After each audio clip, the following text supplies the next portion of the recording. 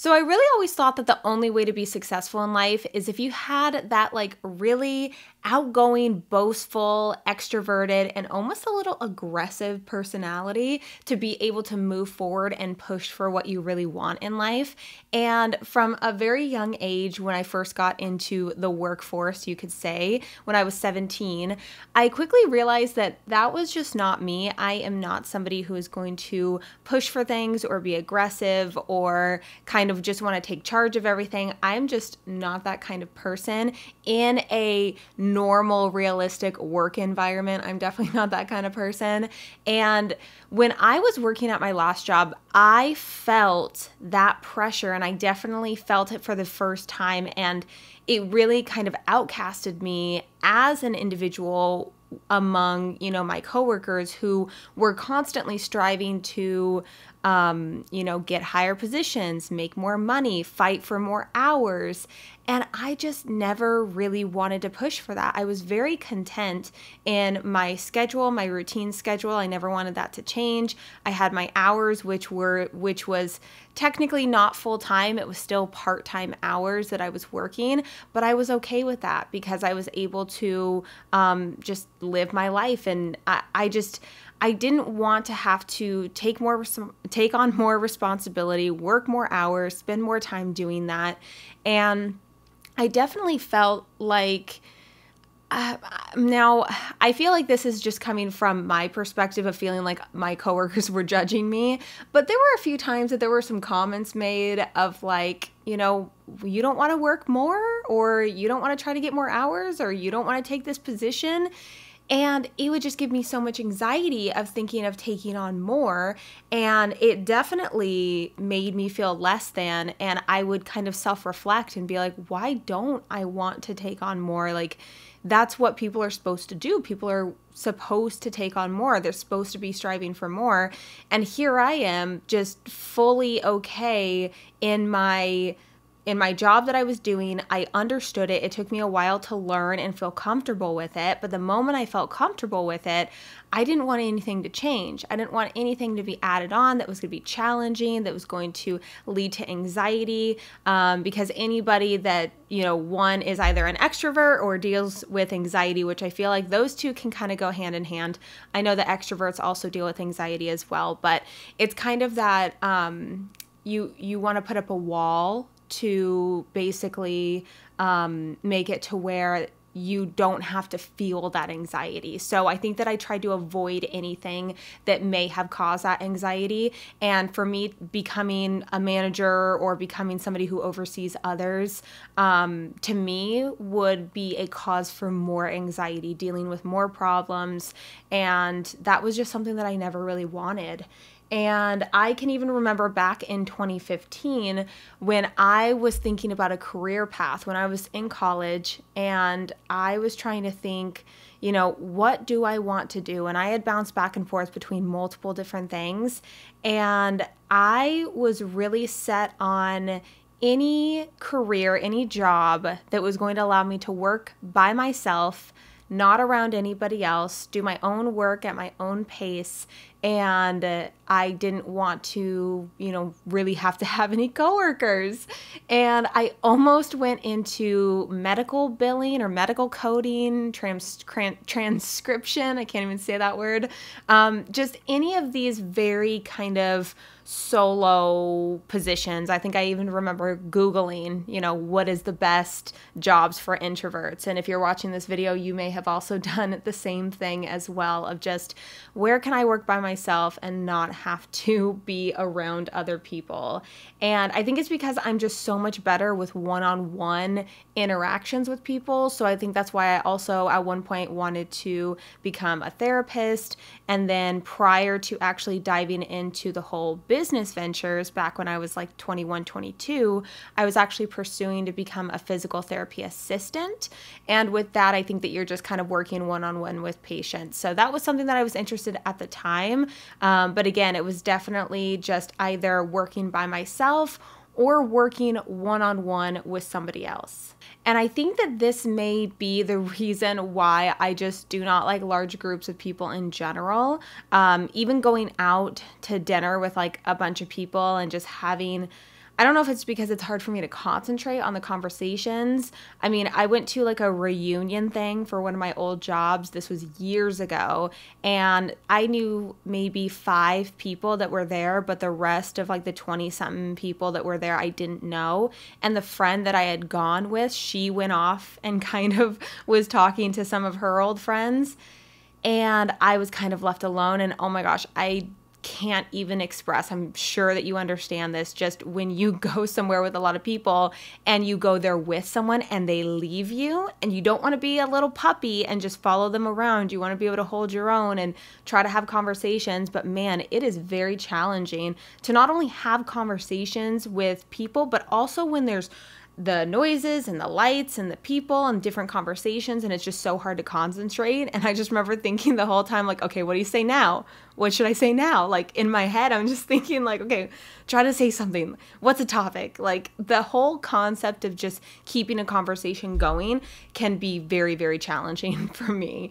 So that is why I wanted to bring up this topic in today's podcast episode, because I have made a video like this before on my YouTube channel. It was about a year ago, talking about my experience as an introverted business owner. And more recently, it's been getting a lot more attention in terms of the comments. So I wanted to revisit this topic again. One, just in case you didn't see that video, and 2, just to kind of give a little bit more of my advice as being somebody who is very introverted, despite seeing me here on YouTube, because remember, there's nobody watching me. It's only me right now. So this is a very solo job. So to me, YouTube is extremely solo, and you do have to kind of get over, the comment section about people saying things, but luckily 99% of my comment section is very positive, and I'm super grateful about that. But overall, YouTube is definitely a very one-on-one solo kind of career path, job, whatever you want to say. So don't let that fool you thinking that I'm not introverted. I definitely am very introverted. But on the Myers-Briggs scale, I am an INFJ, which I think is known as the introverted extrovert or the extroverted introvert, whatever it is. So in certain situations, I can be a little extroverted and hold conversations and, be able to hold my own. Sometimes not, sometimes yes. It's really weird at local events, like local vendor events. I sometimes have issues with being able to talk to people. Sometimes I'll be totally fine. And then other times I just kind of like revert back to like, I don't know what to say. I'm nervous. And then the anxiety starts to come up. It's very strange. It just depends on the day. It depends on the person. It depends on how confident I'm feeling. But overall, sometimes I'm feeling more extroverted than not. But as a whole, as a business owner, I am very introverted, and there have been a lot of struggles that have come with that. But also, I did also want to highlight a lot of the skills and just kind of give you advice as somebody who, if you are either an aspiring candle business owner or you are a candle business owner and you're also introverted, that is what I wanted to basically talk about in this podcast episode. So let's talk about it.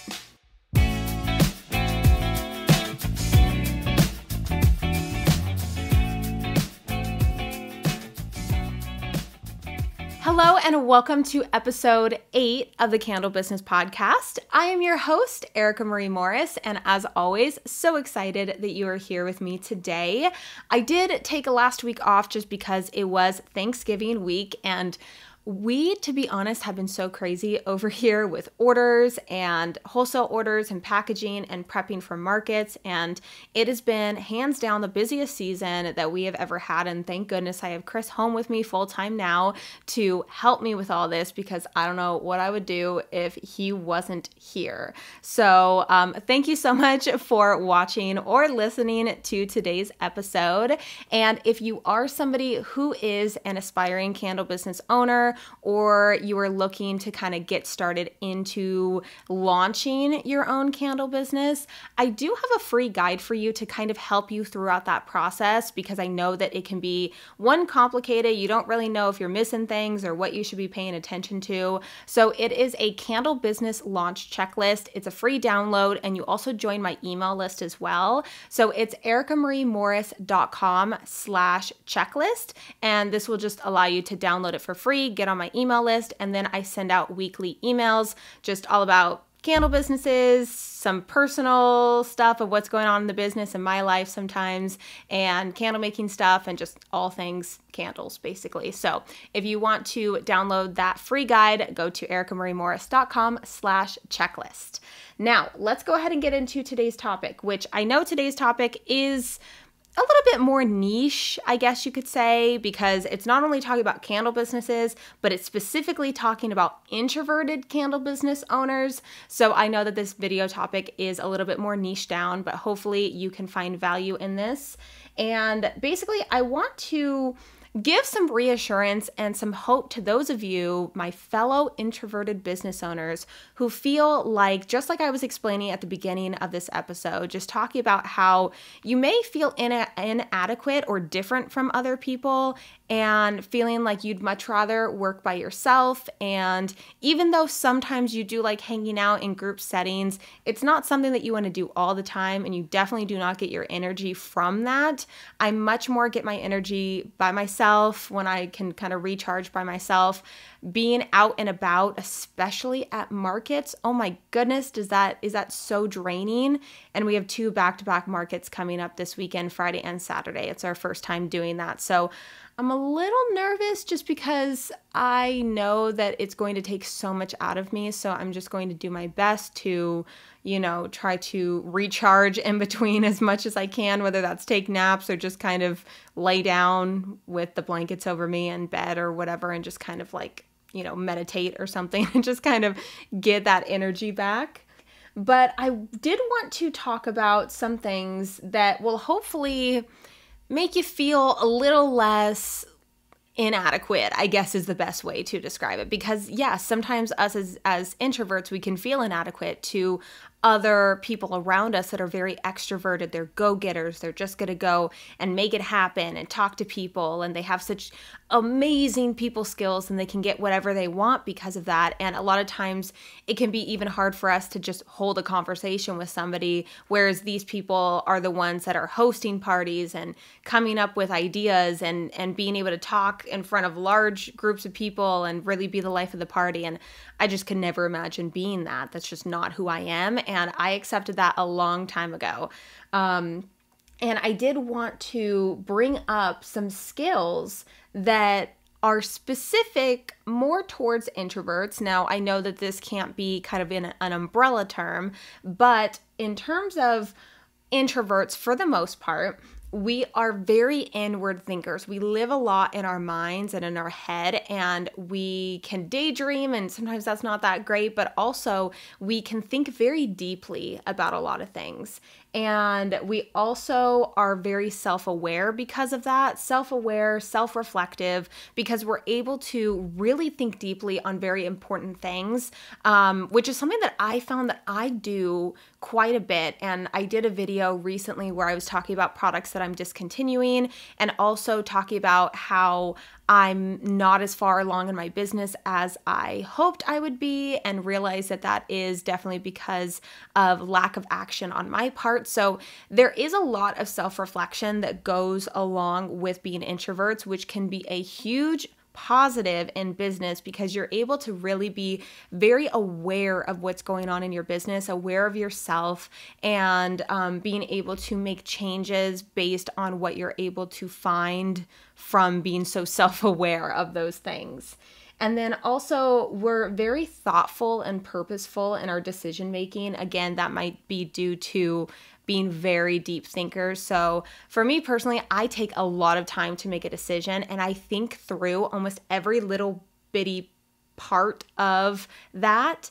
And I'll think through just kind of like, okay, if I do this, then what is that going to lead to? And then what are the possible problems that may arise by me taking, those steps and that path forward.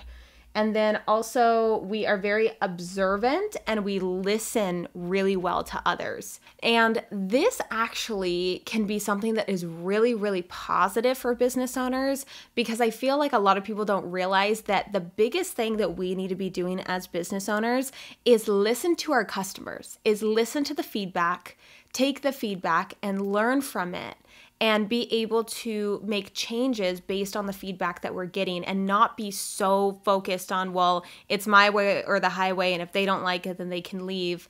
And you can just learn so much from your customers or potential customers that are giving you feedback on your products. And by listening to what people want, and this could honestly be before you even create a product, which I think is actually recommended, because you want to be able to create a product for your audience and for a problem that you want to solve.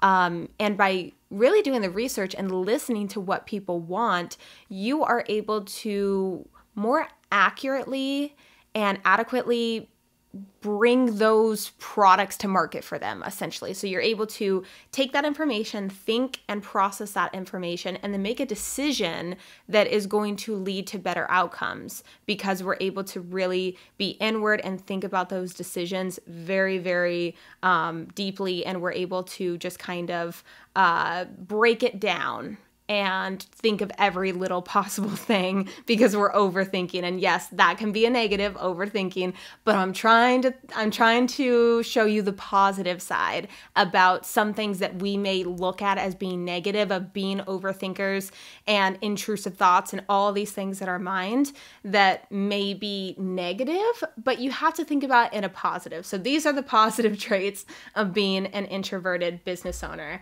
And the last one that I'm going to mention is that most of the time introverts are more creative. So again, I know that that's not something that is for like an umbrella term for everybody, but for the most part, introverts are more creative.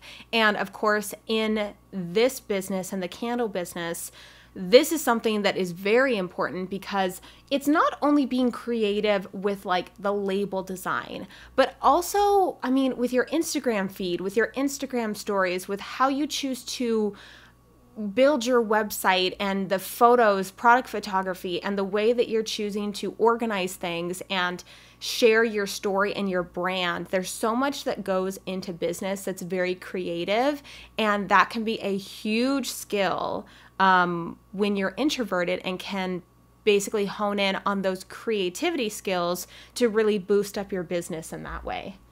And now I did want to also mention some advice that I have for those of you that would consider yourselves introverted and also simultaneously wanting to start a business. And the first one is that it is okay to be scared, nervous, anxious, fearful. All those things are completely okay, and you are not wrong for feeling that way. And it also doesn't mean that you're not cut out for this. It doesn't mean that just because you're worried about getting out of your comfort zone, or if you can figure out the people skills, or if you can figure out the marketing, all these things are completely normal. That even extroverted business owners, they have their own kind of issues and things that are more weaknesses about their personality and their skills that come into play with business. And that's really the truth of the matter, is that all business owners are going to have their strengths and weaknesses. And it doesn't mean that just because you cannot do everything and be perfect at everything, that you're not cut out for being a business owner. Because if that was the case, then nobody would be business owners, because nobody is good at every single part of their business.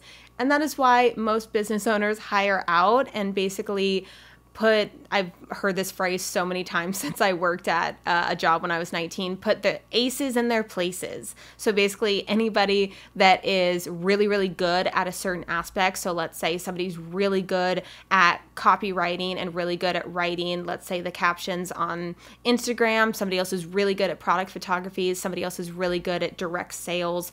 All these different aspects of business, you need to find people that are going to be basically excel and be the best in that. But if you are not at that point yet, just know that it's not a bad thing, and it is completely okay to be nervous and scared and anxious and feeling like, oh my goodness gracious, I don't know if I'm cut out for this, because man, have I felt that at more times than not in my business.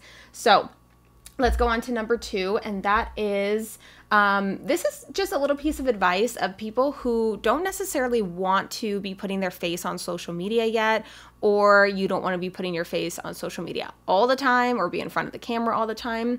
And this is to utilize user-generated content, so UGC creators. This is something that I actually have been looking into as well, because I really want to test some ads using UGC creators.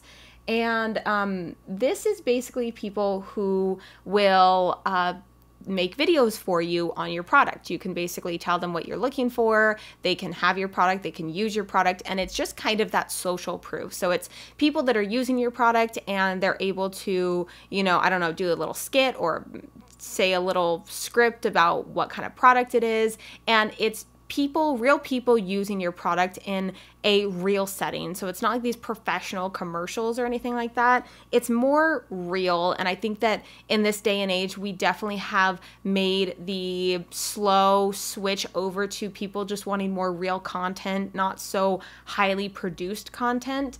So I think that utilizing UGC creators is a good way to go, specifically for introverts, just because you're able to have somebody else on camera, but you're able to still advertise your product. So I think that that is a really good way to go.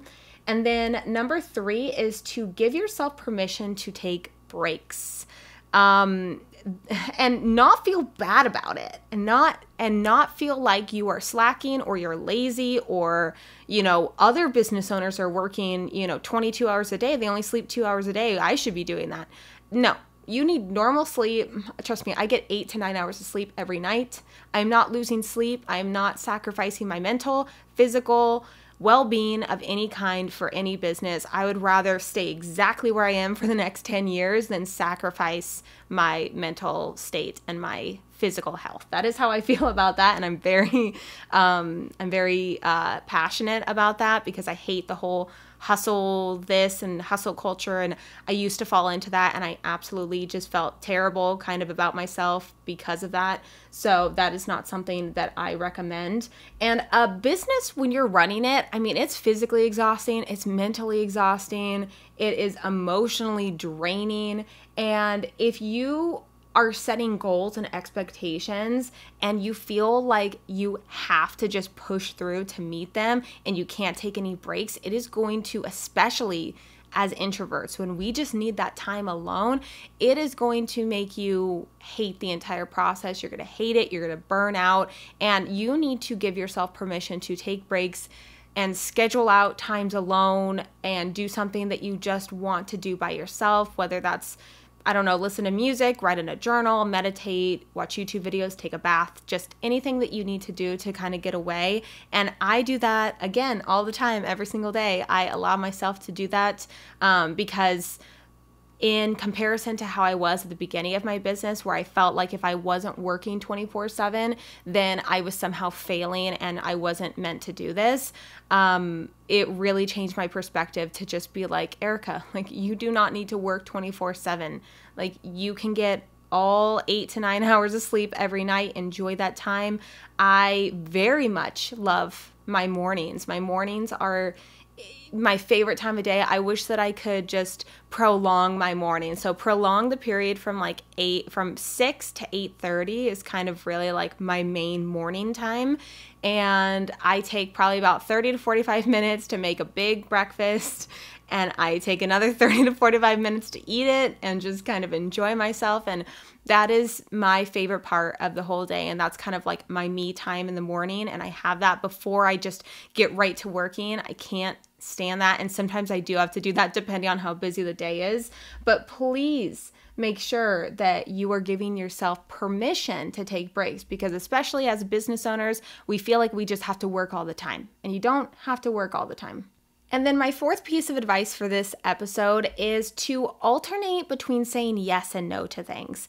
I know that as an introvert, our initial, at least for me, our initial reaction to things when people want to do stuff or get you out of your comfort zone in any way, it's always like, oh no, I don't want to do that. At least that's how I feel a lot of the times.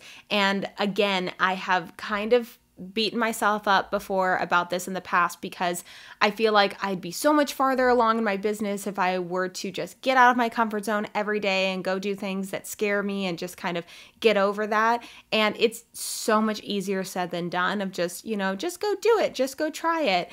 And I feel like the best way to take baby steps in this direction is to just alternate between saying no and then saying yes sometimes. So if it's something that you're like, okay, maybe I've never posted a reel with my face before. Maybe I'll do that one time for like 3 seconds. I'll show my face. And that'll just kind of be baby steps in that direction. And let's say you feel inadequate because you're not on Instagram on Instagram lives every day to advertise for your product. And instead of jumping right in that direction, just start posting more photos and more reels and more just regular Instagram stories, not live, but just regular Instagram stories, maybe a video recording of you talking about something and then you post it versus you live for like a half an hour, 45 minutes. That can seem like such a big step, but if you take those little steps to get there, if you're like, okay, the Instagram live is a no for right now, but maybe I can post a video of me talking for 5 seconds and then I post it. And that just kind of is a yes, and it's a step in that direction to get there.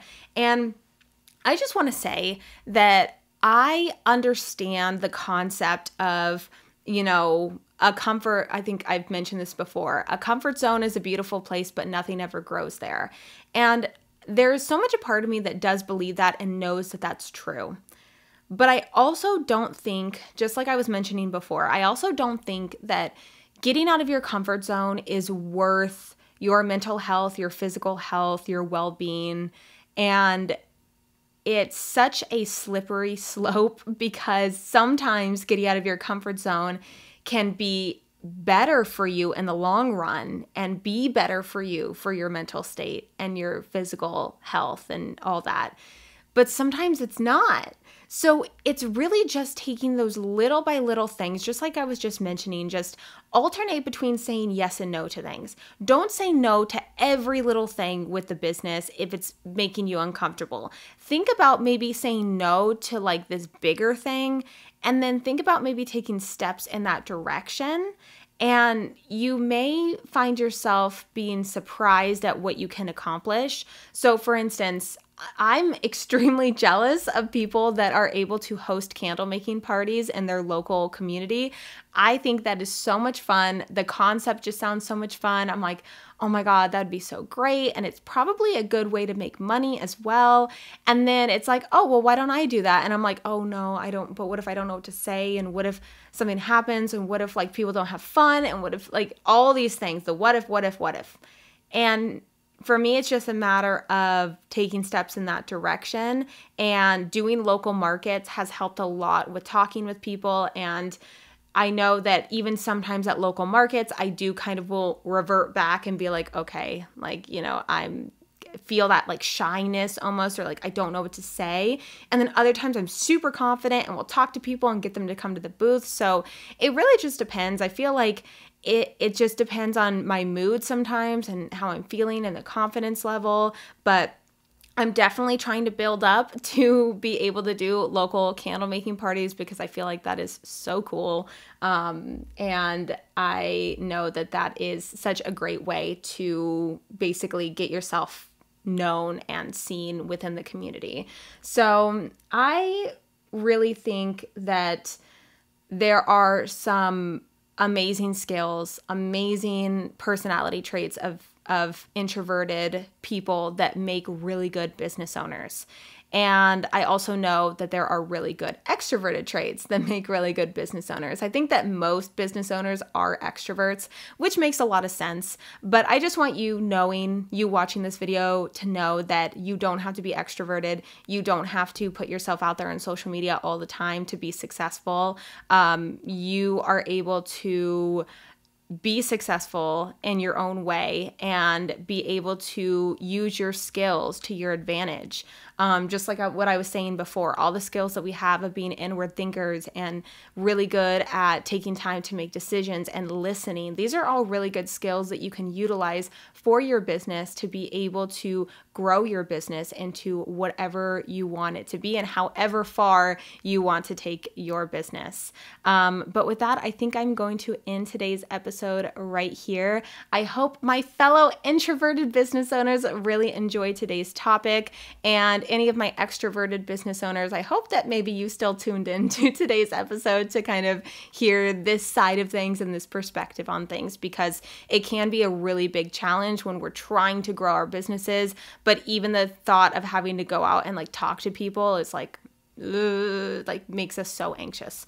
So with that, I think I'm going to end today's episode right here. As always, thank you so much for joining me today, and I will see you in my next episode.